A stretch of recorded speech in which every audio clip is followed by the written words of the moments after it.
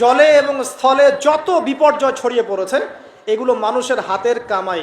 এগুলো কি মানুষের? আল্লাহ পাক বলছেন জলে এবং স্থলে যত বিপর্যয় ছড়িয়ে পড়েছে এগুলো মানুষের হাতের কামাই। পরিবেশকে দূষিত করেছে কারা?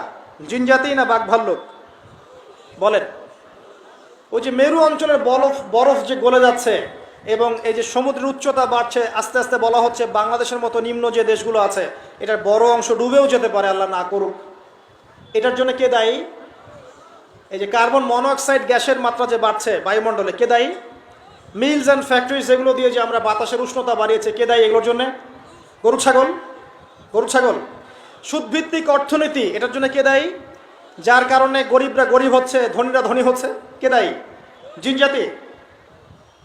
পরিবারে যে ফাসাদগুলো, যে পরকিয়া, আপনার বেশি বেশি জেনা, ব্যভিচার, যুব সমাজের সমস্যা, যে মাদক, এই যে টিকটক, এই যে পাবজি, এই যে আপনার ছিনতাই, কিশোর গ্যাং, এগুলোর জন্য কারা দায়ী? জিনজাতি না গরু ছাগল? একটা একটা করে বলে শেষ করতে পারবো না, আমার সময় খুব কম। বলছি যত সমস্যা দেখবেন, পারিবারিক বলেন, সোশ্যাল বলেন, যুবকদের সমস্যা বলেন, ভৌগোলিক সমস্যা বলেন, ভূরাজনৈতিক প্রেক্ষাপট বলেন, বিশ্ব দাঁড়িয়ে আছে একটা পারমাণবিক যুদ্ধের সামনে, প্রতিটা প্রবলেমসের পিছনে কিন্তু মানুষ কাজ করছে। কারা কাজ করছে? এটা আল্লাহ বলছেন জহরুল ফাসাদ ফিল বাররি ওয়াল বাহরি বিমা কাসাবাত আইদিন নাস। এটা দুনিয়ার ক্ষতি। আর পরকালের ক্ষতি কি? মানুষ নিশ্চিন্তে নাক ডেকে ঘুমাচ্ছে, কিন্তু মানুষের সামনে অপেক্ষা করছে মালাকুল মাউত, মৃত্যুর ফেরেশতা। ভাই, আমরা সবাই মারা যাব, এই কথাটা কি আপনারা বিশ্বাস করেন? এই কথা যে বিশ্বাস করে যে পৃথিবীতে সে চিরস্থায়ী নয়, চিরদিন থাকতে আসে নাই, সে কি পৃথিবীতে উদ্ধত আচরণ করতে পারে? পাপ করলেও তো সে তওবা করে ফিরে আসবে, তাই নয় কি? এখন মানুষের চলাফেরা দেখলে কি মনে হয় যে মানুষ মারা যাবে কখনো? আমাদের সবার সামনে মৌত অপেক্ষা করছে। এই যে আমরা এখানে যারা বসে আছি, আজকে থেকে হয়তো 50 বছর পর কেউ থাকবো না। হতে পারে না? হতে পারে না? 50 বছর অনেক বেশি বলেছি আমি, দেখেন না সামনে কি হয়। 100 বছর পর এখন পৃথিবীতে যারা বেঁচে আছে, এখন 100 বছর পর এর কেউ বেঁচে থাকবে না। প্রত্যেক 100 বছরে জেনারেশন চেঞ্জ হয়ে যায়, জানেন তো? মানুষের চলাফেরা দেখলে মনে হয় মানুষ এখন মৃত্যুবরণ করবে না। মৌতের কোনো ফিকির নেই মানুষের। আল্লাহর সামনে দাঁড়াতে হবে, জবাব দিতে হবে, এই চিন্তা মানুষের মধ্যে নাই। সারাদিন দুনিয়া নিয়ে মানুষ ব্যস্ত হয়ে আছে। আল্লাহ পাক হেফাজত করুন আমাদেরকে। তো পরকালের ক্ষতি দেখেন, মানুষের সামনে অপেক্ষা করছে মৌত, মানুষের সামনে অপেক্ষা করছে কবর, যেখানে কেউ যাবে না, আপনি আমি কেউ না, মানে কেউ কারো কবরে যাব না, কেউ কারো কবরে না। চিন্তা করতে পারেন যে আমাদেরকে একা একা কবরে যেতে হবে, সেখানে 2 জন ফেরেশতার সম্মুখীন হয়ে সওয়াল জবাব দিতে হবে, কেউ পার পাবে না। একজন সাহাবীর নাম ছিল সাদ বিন মুয়াজ রাদিয়াল্লাহু আনহু, নাম শুনেছেন? কোন যুদ্ধে শহীদ হয়েছেন কে বলতে পারবেন? 500 টাকা পুরস্কার দিব, বলেন। তুমি আমাকে 500 দিবা, ভুল করেছ উত্তর, উল্টা তুমি দিবা আমাকে 500। খন্দকের যুদ্ধ, কোন যুদ্ধ? খন্দকের যুদ্ধ।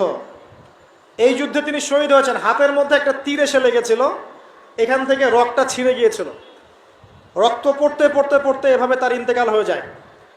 এবং নবী সাল্লাল্লাহু আলাইহি ওয়াসাল্লামের অত্যন্ত প্রিয় ভাজন সাহাবী ছিলেন সাদ বিন মুয়াজ রাদিয়াল্লাহু আনহু, আনসারী সাহাবী।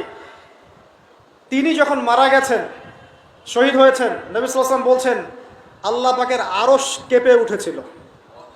তার মৃত্যুতে আল্লাহর আরশ কেঁপে উঠেছিল, সুবহানাল্লাহ। এবং 70,000 ফেরেশতা তার জানাজার নামাজে শরীক হয়েছিল। নিঃসন্দেহে তিনি জান্নাতি, তাই নয় কি? এই সাহাবীর কবরেও কবর তাকে চাপা দিয়েছিল। আপনি কি বুঝতে পারছেন ভাই? আমার ভাষা নাই, আমি কিভাবে বোঝাবো আর কি। এই সাহাবীর কবরেও কবর স্বাভাবিক একটা চাপা সবাইকে দিবে, এটা দিয়েছিল। অতএব মানুষের সামনে অপেক্ষা করছে মৌত এবং কবর, তারপরে সওয়াল জবাব। হয় কবর হবে জাহান্নাম, না হলে জান্নাত। এরপরে উঠতে হবে কিয়ামতের মাঠে, এই যে মিজান পুলসিরাত আমল নামা ছুড়ে দেওয়া হবে, পুলসিরাত পার হতে হবে, জান্নাত জাহান্নাম, এই যে ফয়সালাগুলো কাদের জন্য অপেক্ষা করছে বলেন তো? আল্লাহ পাক বলছেন নিশ্চয়ই মানুষ ক্ষতির মধ্যে আছে। কারা তাহলে ক্ষতির মধ্যে আছে? আমরা ছাড়া? কি বলছেন এবার শোনো, হে আমার উম্মত, তোমরা সতর্ক হও, শোনো। কিয়ামতের আগে আগে আসবে মুতানুন শাদীদ। মুতান মানে দ্বিবচন, মানে দুটো বড় বড় মহামারী। কয়টা বড় বড় মহামারী? হিসেব করে দেখেন তো যে পৃথিবীতে মহামারীর সূচনা থেকে নিয়ে এই পর্যন্ত কোন মহামারীগুলো সবচেয়ে বড় ছিল। এটার স্টাডি আপনি করবেন, আমি বলে দিব না। এগুলো স্টাডি আপনারা করবেন, আমি বলে দিব না। মুতানুন শাদীদ, বড় বড় দুটো মহামারী আসবে পৃথিবীতে কিয়ামতের আগে আগে। কয়টা আসবে? ওয়া বা'দাহু, এবং এই মহামারীর পরে আসবে। এই মহামারীর পরে আসবে, একটা মহামারী গেছে, আচ্ছা, এই মহামারীর পরে আসবে, নাউজুবিল্লাহ, এই মহামারীর পরে আসবে সানাওয়াতুজ জালাজিল। সানাওয়াতুজ জালাজিল আরবি যারা বোঝেন বুঝবেন। সানা মানে হচ্ছে একটা বছর। সানা মানে কি? এক বছর। সানাওয়াত মানে প্লুরাল নাম্বার, অনেকগুলো বছর। জালজালা মানে হচ্ছে আপনার ভূমিকম্প। জালাজিল মানে কি? ভূমিকম্প সমূহ, বহু বচন। মানে মহামারীর পরে আসবে সানাওয়াতুজ জালাজিল, ভূমিকম্পের বছরগুলো। মানে বছর ধরে, বছরের পর বছর ধরে পৃথিবীতে বিভিন্ন জায়গায় ভূমিকম্প হতে থাকবে। কে বলেছেন? নবী সাল্লাল্লাহু আলাইহি ওয়াসাল্লামের কথা কি সত্য না মিথ্যা? আস্তাগফিরুল্লাহ, সত্য না মিথ্যা? সত্য। তার মানে একটা হাদিস পেলাম, নবীজি বলেছেন কিয়ামতের আগে আগে কি হবে? ভূমিকম্পের বছরগুলো আসবে। ভূমিকম্প আসবে না, ভূমিকম্পের বছরগুলো আসবে। একটা হাদিস মাথায় না। 2 নাম্বার, নবীজি বলছেন কিয়ামতের 10টা আলামত আছে। কয়টা? 10টা। তার মধ্যে 1 নাম্বার আলামত হচ্ছে দাজ্জাল। কি নাম? দাজ্জাল। আচ্ছা, ওইদিকে আলোচনা নিচ্ছি না আজকে। 2 নাম্বার হচ্ছে ইয়াজুজ আর মাজুজ, এটাও অন্য লেকচারে শুনে নিয়ে। 3 নাম্বার ঈসা আলাইহিস সালামের আগমন। 4 নাম্বার দাব্বাতুল আরদ, জমিন থেকে প্রাণী বের হবে। 5 নাম্বার ইয়েমেন থেকে আগুন বের হবে। ইয়েমেন থেকে আগুন বের হবে। 6 নাম্বার দুখান, ধোঁয়া দিয়ে পৃথিবী ছেয়ে যাবে। 7 নাম্বার, 8 নাম্বার, 9 নাম্বার, এগুলো হচ্ছে 3টা বড় বড় ভূমিকম্প, ভূমিধস, যেটা হবে একটা পৃথিবীর পূর্বে, একটা পশ্চিমে, একটা মাঝখানে। পৃথিবীর পূর্বে মানে এই পুরো আমাদের সাবকন্টিনেন্ট সহ পুরো পূর্ব দিক, একদম ইন্দোনেশিয়া, মালয়েশিয়া, সব জায়গা পূর্ব দিক। পশ্চিম মানে পুরো পশ্চিমা সভ্যতা, আর মাঝখান মানে এই জাজিরাতুল আরবিয়া, মাঝখান। এই 3টা ভূমিকম্প হবে পৃথিবীতে, এখনো আসা বাকি আছে। বড় বড়, এগুলোতে ভূমি কাঁপবে না, ভূমি ধসে যাবে। কি হবে? নবীর কথা কি ভুল হবে? আর শেষটা হচ্ছে এই পূর্ব দিক থেকে, পশ্চিম দিক থেকে সূর্য উদিত হবে এবং মানুষের তওবার দরজা বন্ধ হয়ে যাবে। তওবা করে লাভ নেই। এই 10টা বড় বড় মধ্যে 3টা পেয়েছেন ভূমিকম্প। তাহলে পেলাম যে ভূমিকম্পের বছরগুলো আসবে। আরো পেলাম কি? বড় বড় 3টা হবে, পূর্বে একটা, পশ্চিমে একটা, মাঝখানে। আর কোন পাপের কারণে হবে সেটা কিন্তু অন্য আয়াতগুলোতে আমরা দেখলাম। আচ্ছা, সামনে আসেন। আবার নবীজি বলছেন দাজ্জাল যখন মানুষের রূপে বের হবে তখন সে সব জায়গায় বিচরণ করতে পারবে, কিন্তু মক্কা মদিনায় ঢুকতে পারবে না। ঠিক আছে? তো সলফে সালেহিন তারা বলছেন যে দাজ্জাল সব জায়গায় ভ্রমণ করবে, এটা এও ব্যাখ্যা হতে পারে সে নিজে সব জায়গায় যাবে না, বরং তার অনুসারীরা বিভিন্ন জায়গায় আধিপত্য বিস্তার করবে। ব্যাখ্যা যৌক্তিক, তো যৌক্তিক ব্যাখ্যা। এরপরে যখন সে মদিনায় ঢুকতে পারবে না, দেখবে যে এখানে ফেরেশতারা একদম খোলা তরবারি হাতে দাঁড়া আছে, ঢুকতে পারবে না। তখন সে মদিনার কাছাকাছি একটা জায়গায় বসতি গেড়ে তার অনুসারীদেরকে আহ্বান করবে। কিভাবে? সে, আল্লাহ পাক তো তাকে কিছু ক্ষমতা দিবেন পরীক্ষা করার জন্য। সে 3 বার ভূমিতে আঘাত করবে, এতে করে ভূমি কেঁপে উঠবে, এবং এই ভূমিকম্পে মদিনা থেকে যত মোনাফেক টাইপের যত মানুষ আছে সব দৌড় দিয়ে দাজ্জালের দলে যোগ দিবে। তার মানে ওই সময় ভূমিকম্প আসবে। আর কি? এবার নবী সাল্লাল্লাহু আলাইহি ওয়াসাল্লাম বুখারীর এক হাদিসে বলছেন, আবু হুরায়রা রাদিয়াল্লাহু আনহু থেকে বলছেন, তিনি বলছেন যে লা তাকুমুস সাআ, কিয়ামত ততদিন পর্যন্ত হবে না। এই হাদিস দুটো একটু মনোযোগ দিয়ে শুনুন। কিয়ামত ততদিন পর্যন্ত হবে না যতদিন পর্যন্ত না ইউকবাদুল ইলম, জ্ঞানটাকে উঠিয়ে নেওয়া হয়। জ্ঞান কি হয়? উঠিয়ে নেওয়া হয়। নবী আরো বলছেন ইউকবাদুল ইলম ওয়া তাকসুরু জালাজিল, এবং বেশি বেশি ভূমিকম্প না হচ্ছে। 2 নম্বর কি? বেশি বেশি ভূমিকম্প না হচ্ছে। ওয়া ইয়াতাকারাবুজ জামান, এবং সময় কাছাকাছি চলে না আসছে।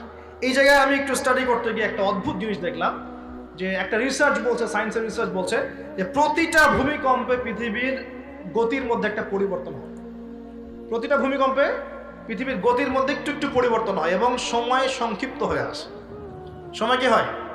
সংক্ষিপ্ত হয়ে আসে। পৃথিবীর ভিতরে আছে, নিচে আছে কিন্তু আগুন, কি আছে? আগুনের স্তর আছে। একদম নিচে একটা ইনার কোর এমন একটা জায়গা আছে, ইনার কোর বলে। এখন সাম্প্রতিক গবেষণা বলছে যে ইনার কোর আগে যেদিকে ঘুরতো এখন তার বিপরীত দিকে ঘোরা শুরু করেছে। আল্লাহু আকবার। তাহলে এগুলো মিলে যাচ্ছে না? ভূমিকম্পের সাথে পৃথিবীর ঘূর্ণন সম্পৃক্ত এবং জামান সময়টাও সম্পৃক্ত। তো নবীজি এটাই বলছেন যে ওয়াতাকসুরা জালাজিল, বেশি বেশি ভূমিকম্প হবে, ওয়াতাকারাবা জামান, এবং সময় কাছাকাছি চলে আসবে। অন্য হাদিসে আসছে বছর যাবে মাসের মতো, মাস যাবে সপ্তাহের মতো, সপ্তাহ যাবে দিনের মতো। তিনি আরও বলছেন ওয়ায়ুজহারুল ফিতান, এবং সমস্ত রকম ফিতনা ফাসাদ দেখা যাচ্ছে না, এবং ওয়াল হারাজ, এবং বেশি বেশি হত্যাকাণ্ড হবে। সাহাবীরা বলছেন যে ওমাল হারাজ ইয়া রাসূলুল্লাহ, হারাজটা কি ইয়া রাসূলুল্লাহ? তিনি বলছেন আল কতল, হত্যা, গণহত্যা, এগুলো হচ্ছে হারাজ। এবং তোমাদের ধন সম্পদ বাড়তে থাকবে, ফায়াফিদু, ধন সম্পদ উপচে পড়বে। এখানেও পেলাম যে ভূমিকম্প কিয়ামতের অন্যতম কি আলামত। আরেকটা হাদিসে নবীজি বলছেন, আর দুটো হাদিস বাকি আছে আজকের মতো।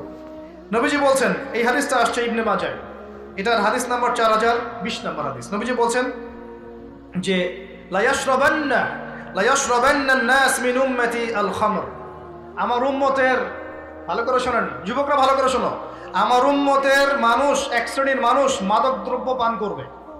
কি পান করবে? নবীজি বলছেন আমার উম্মতের একটা অংশের মানুষ মাদক দ্রব্য পান করবে, ওয়ায়ুসাম্মুনাহা বিগাইরি ইসমিহা, কিন্তু মাদক দ্রব্যের নাম পরিবর্তন করে অন্য নাম দেয়া শুরু করে। বুঝতে পারলাম?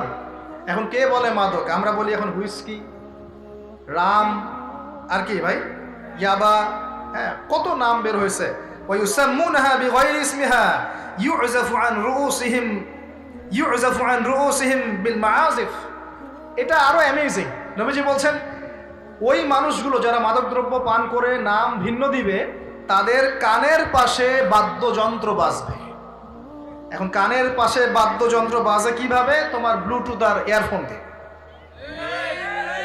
বুঝতে পারো না? মনে এইভাবে শব্দ আসলো কিভাবে হাদিসের মধ্যে? নবীজি এভাবে শব্দ প্রয়োগ করলেন কেন?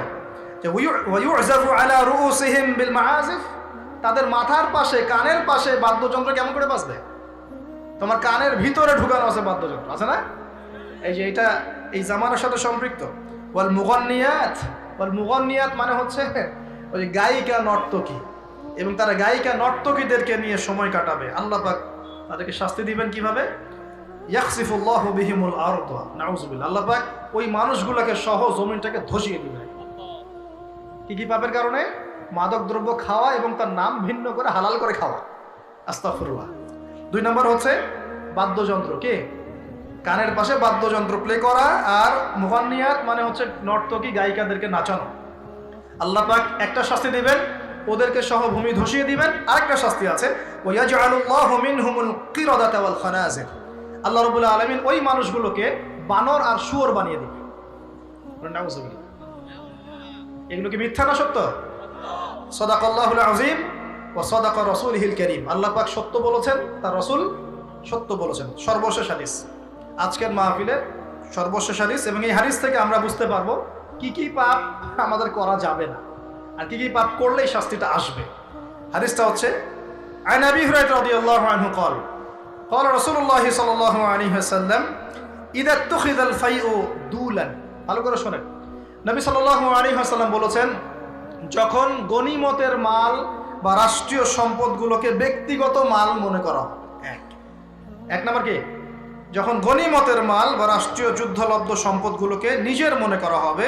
ওয়াল আমানাতু মাগনামান, এবং আমানত রাখা হলে সেটাকে কি মনে করা হবে? গনিমত। আমানত রাখা হলে গনিমত মনে করে খেয়ে ফেলবে আর কি, মানে লুট করে খাবে। ওয়াজ যাকাতু মাগরামান, এবং যাকাত, এই যাকাতের বিধানটাকে খুব বোঝা মনে করা হবে। যাকাত খুব বার্ডেন, খুব বোঝা।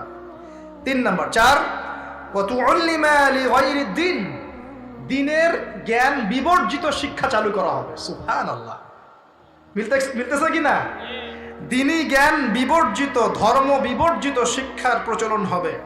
ও আতাআর রাজুলু ইমরাআতাহ, এবং এই যে পরিবারের কর্তা যারা আছে এরা সব মহিলার আঁচল ধরে বসে থাকে। বুঝতে পারতেছেন না? পরিবারের কর্তারা স্ত্রীদের আঁচল ধরে ঘুরবে। আর কি করবে? ওয়াক্কা উম্মাহ, এবং তার মায়ের অবাধ্য হবে, মানে মায়ের চাইতে বউকে বেশি প্রাধান্য দিবে, বউয়ের আঁচল ধরে ঘুরবে। আর নবীজি বলছেন ওয়াল আদনা সাদিকাহ, বন্ধু বান্ধবকে খুব কাছে টেনে নিবে, বন্ধু বান্ধবকে কাছে টেনে নিয়ে ওয়াকসা আবাহ, তার বাবাকে দূরে ঠেলে দেবে। মিলতেছে কিনা? বুঝতেছেন না কথা? আবার বলতেছে, যখন গনিমতের মালকে ব্যক্তিগত মাল মনে করা, আমানত রাখা হলে লুট করে খেয়ে ফেলা হবে, যখন জাকাতটাকে বার্ডেন মনে করতেছে, বোঝা মনে করতেছে, যখন ধর্ম বিবর্জিত শিক্ষা চালু হচ্ছে, যখন একজন ব্যক্তি তার মাকে কষ্ট দিয়ে মায়ের চাইতে বেশি স্ত্রীকে প্রাধান্য দিচ্ছে, তার আঁচল ধরে ঝুলছে, আর যখন এই ছেলেপেলেগুলো বন্ধুকে কাছে টেনে নিচ্ছে, বাবাকে দূরে ঠেলে দিচ্ছে, আর কি হচ্ছে? ওয়াযাহারাতিল আসওয়াতু ফিল মাসাজিদ, সুবহানাল্লাহ, যখন মসজিদের মধ্যে শোরগোল হট্টগোল বেড়ে যাচ্ছে। কি হচ্ছে না? যখন মসজিদের মধ্যে শোরগোল হট্টগোল বেড়ে যাবে, এবার রাগ করেন না, এটা হাদিসে আছে, আমি বলছি, অনুবাদ করছি। ওয়াসাদা কবিলাতা ফাসিকুহুম, এবং কোন কোন কবিলা মানে গোত্র বা সমাজের নেতৃত্ব দিবে ওদের মধ্যে সবচেয়ে ফাসিক ব্যক্তি, সবচেয়ে পাপাচারী ব্যক্তি। এটা নবীজি বলছেন। আরো তিনি বলছেন ওয়াকানা যাঈমুল কওমি আরদালাহুম, এবং সমাজের সবচেয়ে নিম্ন শ্রেণীর মানুষকে সমাজের কর্ণধার করা হবে।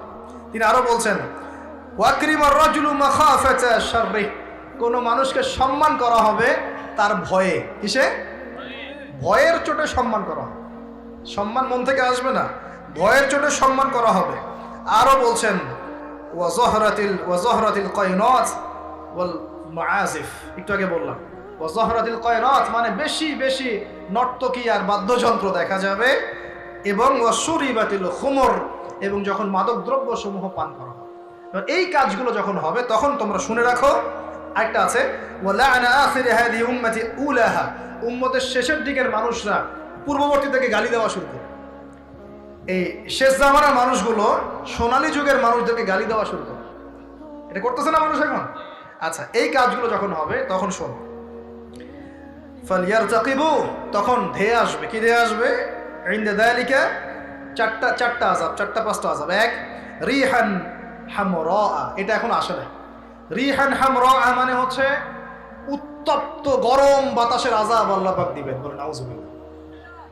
কয়দিন আগে দেখলাম নাসা গবেষণা করছে যে পৃথিবীর সূর্য থেকে এমন কিছু রশ্মি আসবে, ওখানে বিস্ফোরণ হচ্ছে, এমন কিছু আসবে যেটা পৃথিবীর উপর একটা বড় ইফেক্ট ফেলবে, উত্তপ্ত একটা বায়ু আসবে পৃথিবীর দিকে। নবীও হাদিসে সেটাই বলেছেন যে ওয়ারিহান হামরাআন মানে উত্তপ্ত গরম একটা বাতাস আযাব হিসেবে পৃথিবীতে আসবে। এক। দুই নম্বর আযাব আসবে ওয়াজালজালা, এবং বেশি বেশি ভূমিকম্প, যেটা বললাম। আর কি আসবে? খাসফান, ভূমি ধসে যাবে, মাটিতে ধসে যাবে। ওয়ামাসখান, এবং চেহারা সুরত আকৃতি মানুষের বিকৃত হয়ে যাবে। ওয়াকাযফান, এবং আসমান থেকে পাথর বর্ষণ করা। এই পাঁচটা আযাব আসবে কখন? যখন এই 14-15টা পাপ তোমরা করতে। প্রিয় ভাইরা, আমরা আজকের আলোচনা থেকে যথেষ্ট জ্ঞান নিয়েছি। সর্বশেষ যে কথাগুলো বলে শেষ করবো সেটা হলো, এক, আল্লাহ পাকের পক্ষ থেকে কাফের, মুশরিক, মুনাফিকদের উপরে এগুলো অবশ্যই আযাব হিসেবেই আসবে না? আর মুমিন মুসলিমদের উপর যদি এগুলো চলে আসে, বুঝতে হবে আল্লাহ আমাদের ভালো চাচ্ছেন, আমরা তওবা করে যেন ফিরে আসি, আল্লাহ এটাই চাচ্ছেন। অথবা এর মধ্য দিয়ে আমাদের গুনাহগুলো আল্লাহ মাফ করবেন। আল্লাহ রাব্বুল আলামিন আমাদের সবাইকে আসমানের সমস্ত বিপদ, জমিনের সমস্ত বালা থেকে হেফাজত করবেন।